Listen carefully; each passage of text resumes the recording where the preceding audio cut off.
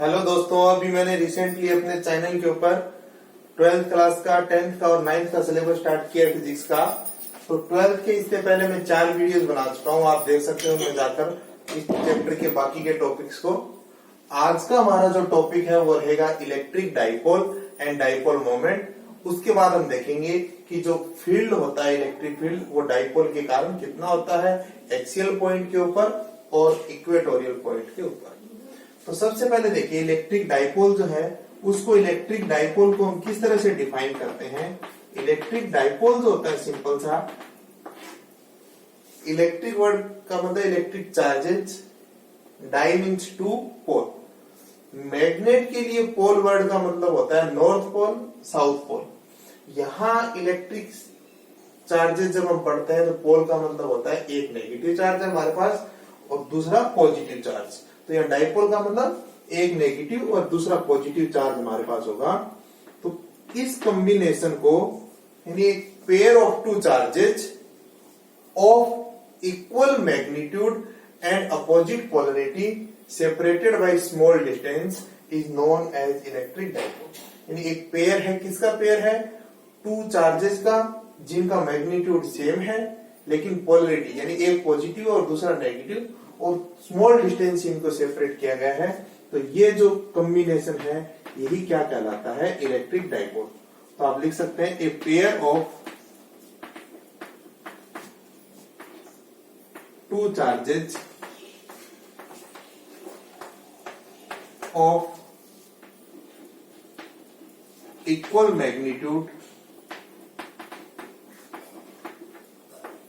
And opposite polarities separated by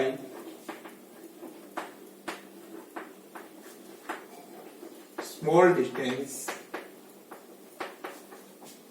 is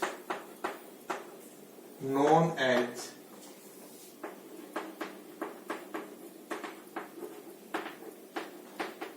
electric dipole. तो ये जो है इलेक्ट्रिक डाइपोल इसको बोलते हैं।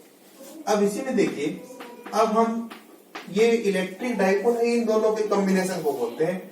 अब इस कॉम्बिनेशन की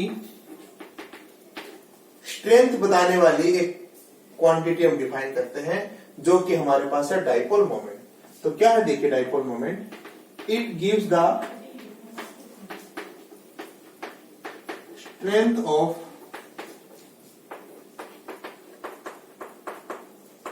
इलेक्ट्रिक डाइपोल। यानी जो हमने इलेक्ट्रिक डाइपोल अभी डिफाइन किया है, जो एक कॉम्बिनेशन, उसकी स्ट्रेंथ क्या है ये हमें बताता है डाइपोल मोमेंट। तो किस तरह से इसको डिफाइन करते हैं, इसको डिफाइन करते हैं, ये इसको एक वेक्टर क्वांटिटी है, ये इसकी डायरेक्शन हमेशा जो डिफाइन की गई है वो नेगेटिव चार्ज से पॉजिटिव चार्ज की ओर। और इसको जो कैसे हम लिखते हैं देखिए, इट इज गिवन बाई, किस तरह से लिखते हैं देखिए इसको, कि जो डाइपोल मोमेंट है is equal to magnitude of any one charge multiplied by distance between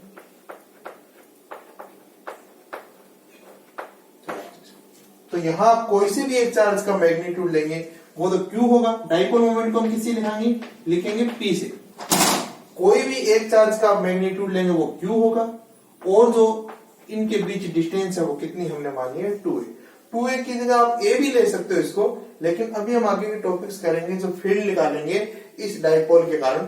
तो इस डिस्टेंस को हमें हाफ करना होगा। तो यदि आप a मानकर इसको चलेंगे फिर a/2 लिखना पड़ेगा, इसलिए इसको पहले से 2a ले लेते हैं ताकि जब इसको हाफ हम करेंगे तो उसको हम क्या कर पाए, a कर पाए हाफ इसका, तो इजी रहेगा वो, इसलिए हमने 2a मानी है। तो ये 2a है, इसको देखिए ये सिंपल डिस्टेंस है, लेकिन हमने इसको वेक्टर की तरह से किस तरह से डिफाइन किया है, इसकी जो डायरेक्शन है वो इस नेगेटिव चार्ज से पॉजिटिव चार्ज की होती है। तो ये थोड़ा सा कंफ्यूजिंग है कि ये चार्ज है और ये डिस्टेंस चलो लगता है स्केलर क्वांटिटी होगी, लेकिन ये स्केलर क्वांटिटी नहीं है, ये इसको वेक्टर क्वांटिटी की तरह डिफाइन किया है। ये सिंपल मल्टीप्लीकेशन के लिए क्रॉस प्रोडक्ट वाला वो नहीं, क्योंकि ये तो स्केलर है चार्ज, तो एक वेक्टर का स्केलर से मल्टीप्लाई किया एक तरह से, तो वेक्टर क्वांटिटी आपको मिलेगी। तो डिस्टेंस को किस तरह से हमने डिफाइन किया इन दोनों बीच, कि जो एक वेक्टर की तरह, और वो क्या है, नेगेटिव चार्ज से पॉजिटिव चार्ज की ओर। तो जो डाइपोल मोमेंट की जो डायरेक्शन होगी वो भी नेगेटिव चार्ज से पॉजिटिव चार्ज की ओर की। और उसकी यूनिट क्या हो जाएगी, देखिए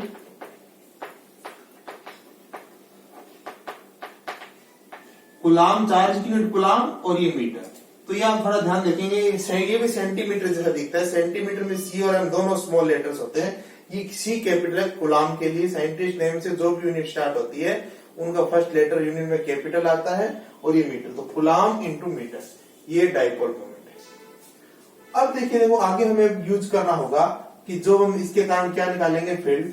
तो ये डाइपोल का क्या रहेगा, एग्जैक्ट जो मिड में पॉइंट है वो सेंटर इसका, दोनों चार्जेस से पास होने वाली जो लाइन है ये इसकी क्या कहलाएगी, एक्सिस। और जो सेंटर से पास होगी और एक्सिस के परपेंडिकुलर जो लाइन होगी, इस लाइन को क्या बोलेंगे, इक्वेटर। दो इक्वल पार्ट इसको करेंगे। फिर से देख लीजिए, इन दोनों चार्जेस को ज्वाइन करने वाली जो लाइन होगी दोनों तरफ, इस लाइन को बोलेंगे एक्सियल लाइन या एक्सिस ऑफ डाइपोल। जो सेंटर से पास हो और एक्सिस के परपेंडिकुलर हो, उस लाइन को क्या बोलेंगे, इक्वेटोरियल लाइन, या सिंपली हम उसको बोलेंगे इक्वेटर। तो अब हमें क्या करना है, अब हमें इस डाइपोल के कारण इलेक्ट्रिक फील्ड बताना है।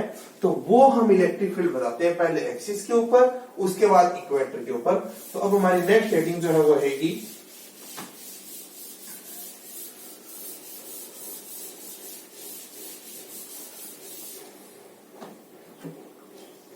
नेक्स्ट हेडिंग ले लीजिए, field due to an electric dipole at an axial point. थोड़ा सा डायरेक्शन का ध्यान से देखेंगे। देखिए इसके अंदर हमें क्या बताना है, ये हम थोड़ा इसको अब एनलार्ज करके बनाते हैं। अभी हमने पूछा नेचुरल डाइपोल का, जैसे आपसे कोई एग्जांपल पूछे तो आप क्या बता सकते हैं, जैसे HCl। उसमें क्या होता है कि जो इनके जो कोवेलेंट बॉन्डिंग के इलेक्ट्रॉन्स होते हैं थोड़ा सा किधर शिफ्ट होते हैं, Cl की तरफ। तो Cl पर पार्शियल क्या रहता है, नेगेटिव, और इस पर पार्शियल पॉजिटिव। तो ये उसी तरह की हमारी डेफिनेशन है जो डाइपोल के लिए चाहिए। डाइपोल की जो डेफिनेशन है वो सूट करती है। दो चार्जेस हैं, दोनों का मैग्नीट्यूड सेम होगा, पोलरिटी अपोजिट होगी, और स्मॉल डिस्टेंस से सेपरेट होंगे। H2O है वो भी उसी तरह से। ये सब नेचुरल डाइपोल है। अब देखिए हमें क्या करना है, एक्सियल पॉइंट के ऊपर, एक्सिस के ऊपर आप दोनों तरफ बता सकते हैं। आप इधर भी बता सकते हैं, फिर ये ए भी ले लेते हैं इसको, इधर भी किसी पॉइंट के ऊपर एक्सियल पॉइंट या एक्सियल लाइन, मैंने आपको बताया एक्सियल लाइन कहते हैं कि इन दोनों चार्जेस को ज्वाइन करने वाली जो लाइन है। और इस एक्सियल लाइन के ऊपर कोई भी पॉइंट होगा वो एक्सियल पॉइंट। तो कोई पॉइंट मान लीजिए P है इस एक्सियल लाइन के ऊपर, वो कितना डिस्टेंस के ऊपर है, स्मॉल r। डिस्टेंस हमेशा कहां से लेंगे, सेंटर से। सेंटर से स्मॉल r डिस्टेंस के ऊपर ये पॉइंट P है, और P पॉइंट के ऊपर हमें बताना है फील्ड। तो ये जो डिस्टेंस है अब आप समझ गए होंगे, हमने कितनी ली थी, 2a। क्योंकि अब यहां से इसको हमें a करना होगा हाफ, तो इजी रहेगा। तो हमें सेंटर से r डिस्टेंस के ऊपर जो पॉइंट P है, इस पॉइंट P के ऊपर हमें बताना है फील्ड। तो अब देखिए, देखो आप यहां से, तो P के ऊपर जो फील्ड होगा सिंपल साइज डाइपोल के कारण, वो क्या होगा, इस नेगेटिव Q चार्ज के कारण फील्ड, और इस पॉजिटिव Q चार्ज के कारण जो फील्ड्स हैं, उन दोनों फील्ड्स का वेक्टर सम। क्योंकि इलेक्ट्रिक फील्ड इससे पहले वाली वीडियो में देखा था हमने, आपने नहीं देखा तो आप देख सकते हैं इसको। तो जो ये दोनों चार्जेस हैं, इनके कारण हम फील्ड निकाल लेंगे और उन दोनों फील्ड्स का वेक्टर सम कर देंगे। तो सबसे पहले हम क्या लिखते हैं, देखिए field at P due to charge positive. इस पॉजिटिव का कारण निकालें। तो आप देखिए, कल फिर एक बार आपको याद दिला रहा हूं मैं कि जो ये कैपिटल Q चार्ज हो, मान लीजिए स्मॉल q हो, हमने टॉपिक किया था इससे पहले वाले वीडियो में, फील्ड को देखा था, फिर हमने निकाला field due to a point charge. अब इसी पर कंसेंट्रेट करें, पहले इसके कारण बताएं। तो क्या बताया था हमने कि कोई कैपिटल क्यू चार्ज है और उससे r डिस्टेंस के ऊपर जो फील्ड होता है वो होता है KQ upon r square. Capital Q charge से r डिस्टेंस के ऊपर, तो उसी तरह से स्मॉल क्यू चार्ज से r डिस्टेंस के ऊपर। अब डिस्टेंस देखिए r की जगह कितनी है, r डिस्टेंस है वो तो सेंटर से, तो इस पॉजिटिव क्यू से कितनी डिस्टेंस होगी r माइनस a, तो कितना आएगा देखिए इवन मान लेते हैं इसको। आप इसको ऐसा भी लिख सकते हैं E प्लस क्यू, तो कितना आएगा देखिए E plus Q means field due to charge positive Q, तो कितना है KQ अपॉन डिस्टेंस कितनी ऐसे देखिए टोटल R ये A, तो ये कितनी रहेगी R माइनस। तो हम क्या करेंगे, इस पॉजिटिव क्यू के कारण लिख दिया, अब नेगेटिव क्यू के कारण। Now field at P due to charge minus Q, कितना आएगा देखिए E माइनस क्यू, कितना आएगा ये KQ। अब यहां आपको माइनस क्यू लिखने की जरूरत नहीं है, ये कंफ्यूजन है, क्योंकि यहां फील्ड देखिए वेक्टर क्वांटिटी है। अभी हम क्या लिख रहे हैं यहां, उसका मैग्नीट्यूड। आगे वेक्टर वाला काम आप देखेंगे, अभी जब डायरेक्शन पढ़ेंगे तो हो जाएगा, अभी आप और समझ आ जाएगा। तो यहां हम केवल मैग्नीट्यूड लिख रहे हैं, तो K इंटू माइनस क्यू नहीं करना है, KQ। अब इससे देखिए कितनी डिस्टेंस के ऊपर होगा, ये R है और ये A है, तो कितना होगा R प्लस। अब आप देख सकते हैं देखिए ये जो दोनों फील्ड्स हैं P के ऊपर प्लस क्यू चार्ज के कारण और माइनस क्यू चार्ज के कारण, इन दोनों का वेक्टर सम करना है। तो अब आप देखिए फील्ड की जो डायरेक्शन है हमेशा आपको ध्यान रखना है, पॉजिटिव क्यू चार्ज है उससे फार अवे डायरेक्शन, यानी यदि क्यू पॉजिटिव है, यहां आपसे इस पॉइंट पर पूछे क्या डायरेक्शन होगी, ये डायरेक्शन फील्ड की। ये कैपिटल क्यू चार्ज है, यहां आपसे डायरेक्शन पूछे क्या डायरेक्शन होगी, ये डायरेक्शन, यहां पूछे ये डायरेक्शन। इसी तरह से यदि ये नेगेटिव क्यू होता तो डायरेक्शन क्या होती फील्ड की, इसकी तरफ आती, ये माइनस, ये डायरेक्शन, ये डायरेक्शन, यहाँ ये डायरेक्शन। यानी पॉजिटिव क्यू चार्ज है, पॉजिटिव चार्ज है उससे फील्ड की डायरेक्शन हमेशा उससे फार अवे होती है, और जो नेगेटिव चार्ज है उससे हमेशा डायरेक्शन क्या होती है, टुवर्ड्स होती है। तो इस प्लस क्यू चार्ज के कारण यहाँ जो फील्ड की डायरेक्शन होगी वो क्या होगी, इससे फार अवे। तो ये क्या लिख देंगे, E प्लस क्यू वेक्टर। देखिए आप कंफ्यूज नहीं होंगे डायग्राम के अंदर। इसी तरह से माइनस क्यू, आप देख सकते हैं कि ये वैल्यू जो होगी मामूली सी क्या होगी, कम होगी। तो इसलिए वेक्टर को जब हम रिप्रेजेंट करते हैं तो जिस वेक्टर का मैग्नीट्यूड स्मॉल होता है उसके लिए लाइन सेगमेंट स्मॉलर बनाते हैं, और जो लार्ज होता है उसके लिए लार्जर। यहां से आप मैथमेटिकली देख सकते हैं KQ सेम है, यहाँ R माइनस A है और यहाँ R प्लस A, तो ये कम वैल्यू होने से डिनोमिनेटर में ये वैल्यू ज्यादा आएगी, तो E प्लस क्यू वेक्टर ज्यादा होगा। वैसे भी आप बता सकते हैं ये पॉइंट P जो हमने लिया राइट साइड में लिया है, इसलिए प्लस क्यू के नजदीक होने से प्लस क्यू का इफेक्ट इस P पॉइंट के ऊपर ज्यादा होगा और नेगेटिव क्यू का कम होगा। इधर पॉइंट आप लेकर करते हैं डेरिवेशन तो उल्टा हो जाता, लेकिन फाइनल रिजल्ट हम देखते हैं हमें सेम मिलता। तो यहां से ये हमने बनाया। तो आप देख सकते हैं इन दोनों का जो अब वेक्टर सम हमें करना है, तो किस तरह से करते हैं। Now net field at P due to dipole, ये जो आएगा नेट, ये कितना आएगा देखिए, ये अभी मैं लिख देता हूं इसको A for axial, vector form में लिख रहा हूं E प्लस क्यू, उसके कारण, और जो क्या लिखा है देखिए हमने कि पॉजिटिव क्यू चार्ज के कारण जो फील्ड है वेक्टर फॉर्म में अभी, और यहां माइन नेगेटिव क्यू चार्ज के कारण, उन दोनों का वेक्टर सम आपको करना है। और वेक्टर सम करते हैं तो हम जानते हैं कि जब दोनों वेक्टर एक दूसरे के अपोजिट होते हैं, तो जैसे दो फोर्स, एक फोर्स इधर लग रहा है लेफ्ट में, एक राइट में, तो नेट फोर्स के लिए क्या करोगे, लार्जर फोर्स में से स्मॉलर फोर्स को हम क्या कर देंगे, सब्ट्रैक्ट कर देंगे, और डायरेक्शन किधर रहेगी, जिधर लार्जर फोर्स है। तो वही बात यहां पर है। इसका क्या करेंगे आप, मैग्नीट्यूड निकालने के लिए आप क्या करेंगे, EA, अब मैग्नीट्यूड की फॉर्म में लिखें, तो जो पॉजिटिव क्यू के कारण है वो ज्यादा है, ज्यादा में से कम वाले को माइनस कर दिया। आप समझिए यहां से और चीजें सेम है, मैंने वेक्टर हटा दिए हैं क्योंकि ये क्या वेक्टर सम करना है, वेक्टर सम करना है, दोनों अपोजिट हैं, तो ज्यादा में से कम वाला हम क्या कर देंगे, सब्ट्रैक्ट कर देंगे, और डायरेक्शन क्या रह जाएगी, EA वेक्टर की डायरेक्शन क्या रह जाएगी, ये डायरेक्शन EA वेक्टर। तो यह आ जाएगी हमारे पास इक्वेशन नंबर 4।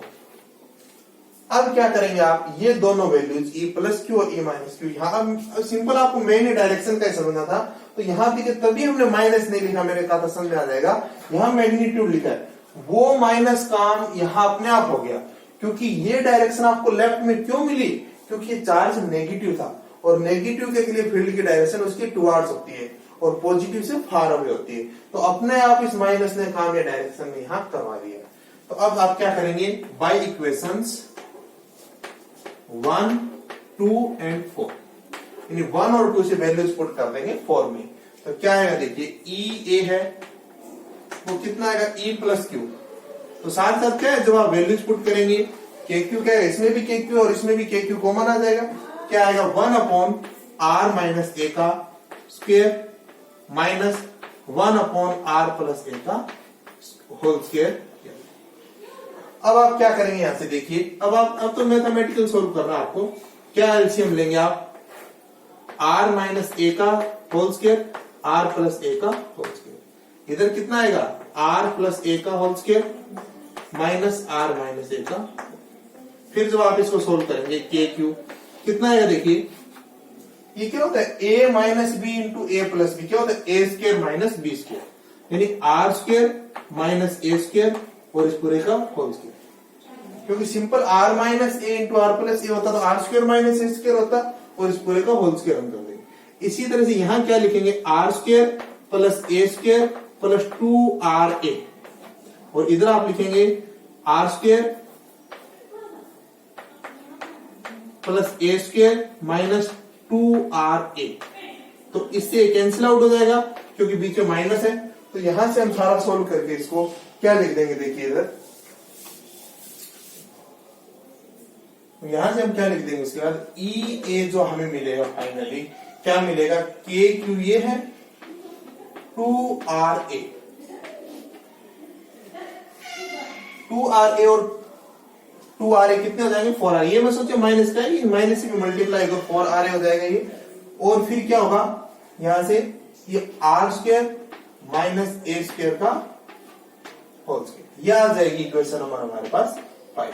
तो ये नेट फील्ड आएगा इस एक्सियल पॉइंट के ऊपर। अब जनरली क्या होता है, देखिए एग्जैक्ट फॉर्मूला तो ये रहेगा, जनरली क्या होता है देखिए कि जो आर है उसकी वैल्यू ए से बहुत ज्यादा होती है, उल्टा कह दीजिए कि ए जो है इन दोनों के बीच, जैसे एक्सियल बताया आप देख सकते हो डिस्टेंस दोनों के बीच बहुत ही कम होगी, तो जब ऐसा हो ए इज लेस देन आर, जहां ऐसी सिचुएशन है तो आप क्या कर सकते हो कि आप क्या कर सकते हो, नेग्लेक्ट कर सकते हो, then neglecting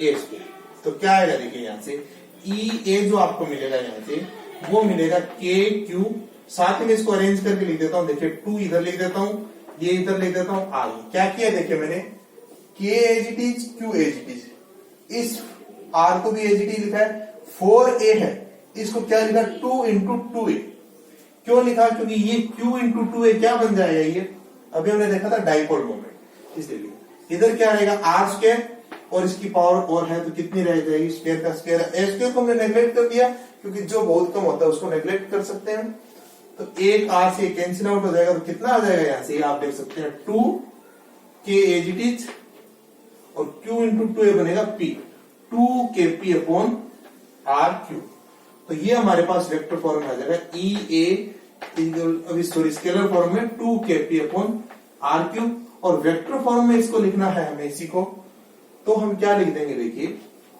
EA vector equal to 2K scalar quantity है, RQ स्केलर क्वांटिटी है, यहां से आप देख सकते हैं P वेक्टर की जो डायरेक्शन है, सिंपल आपको क्या करना है देखिए वेक्टर फॉर्म लिखने के लिए, वेक्टर फॉर्म लिखने के लिए यहाँ कुछ भी चेंज नहीं होगा, P के ऊपर आप वेक्टर लगा देंगे और EA के ऊपर आप वेक्टर लगा देंगे, क्योंकि ये क्या रिप्रेजेंट करेगा कि जो P वेक्टर की डायरेक्शन है और जो EA वेक्टर की डायरेक्शन है वो दोनों सेम है, आप यहाँ भी देख सकते हो दोनों की डायरेक्शन सेम है, क्योंकि EA वेक्टर की डायरेक्शन क्या है राइट साइड में और P वेक्टर की डायरेक्शन भी क्या है राइट साइड में, क्योंकि जो डाइपोल मोमेंट है उसकी डायरेक्शन हमेशा -Q से +Q की ओर होती है, तो ये वेक्टर फॉर्म में आप इसको लिख देंगे। एक और कंफ्यूजन रहता है देखिए कि जब हम नेग्लेक्ट कर रहे हैं तो ये इसमें से इसको यहां तो हमने ए स्क्वायर को नेग्लेक्ट कर दिया, तो यहां क्यों नहीं किया, तो देखिए उसके लिए मैं थोड़ा सा क्लियर करना चाहूंगा आपको, एक तो मान लीजिए आपके पास ये हो 200 इंटू 0.5 या 200 अपॉन 0.5, एक हो 200 प्लस माइनस 0.5। तो आप नेग्लेक्ट कहां कर पाते हैं? देखिए यहां नहीं करना आपको नेग्लेक्ट, यहां नेग्लेक्ट कर देंगे तो आपको आंसर मिलेगा 200, वो नहीं होगा, आपको मल्टीप्लाई करना है और 100 आंसर आएगा। इसी तरह से डिवाइड कर रहा है, यहां नेग्लेक्ट नहीं करना है, क्योंकि नेग्लेक्ट कर देंगे आंसर आ जाएगा 200 बच जाएगा, ऐसा नहीं करना है। यहाँ कितना रिजल्ट आएगा? ये जब डिवाइड करेंगे पॉइंट हटाएंगे सॉल्व करेंगे 400 आएगा, ऐसा। यहाँ मल्टीप्लीकेशन और डिवीजन में नेग्लेक्ट नहीं करना होता है, यहां कर सकते हैं, क्योंकि ऐड करेंगे तो ये लिखेंगे, सब्ट्रैक्ट करेंगे तो ये लिखेंगे, उससे और 200 से कोई फर्क नहीं पड़ने वाला। और कैलकुलेशन क्या बन जाती है हमारी, ऐसा देखिए, एक तो ये फॉर्मूला टिपिकल सा लग रहा है, एक सिमेट्रिक फॉर्मूला, इजी लग रहा है फॉर्मूला, तो बहुत ज्यादा फर्क नहीं पड़ता है यदि ए इज लेस देन आर हो, तो यहां से कैलकुलेशन करने से, इसलिए नेग्लेक्ट कर देते हैं। और एड कर रहे हैं सब्ट्रैक्ट, वही नेग्लेक्ट करना होता है, मल्टीप्लाई या डिवाइड कर रहे हैं वहां नेग्लेक्ट नहीं करना होता। तो ये हमने देखा आज फील्ड एक्सियल पॉइंट के ऊपर। अब अगले वीडियो में मैं आपको बताऊंगा इक्वेटोरियल पॉइंट के ऊपर क्या फील्ड होता है, उसको हम किस तरह से डिटरमाइन करते हैं। तो आप मेरे चैनल को सब्सक्राइब कर दीजिए, ताकि जैसे नया वीडियो अपलोड हो आपको तुरंत आपके पास नोटिफिकेशन आ जाएगा। बेल आइकन को भी आप प्रेस कर दीजिए, ताकि तुरंत नोटिफिकेशन आ जाए आपके पास कि नया वीडियो मैंने अपलोड कर दिया है। अब नेक्स्ट वीडियो में हम इक्वेटोरियल पॉइंट के ऊपर देखेंगे। आपको और भी कोई डिफिकल्टी आ रही है या कोई और टॉपिक्स आपको नहीं समझ में आ रहे हैं, तो आप कमेंट बॉक्स में लिख सकते हैं। आज का वीडियो देखने के लिए धन्यवाद।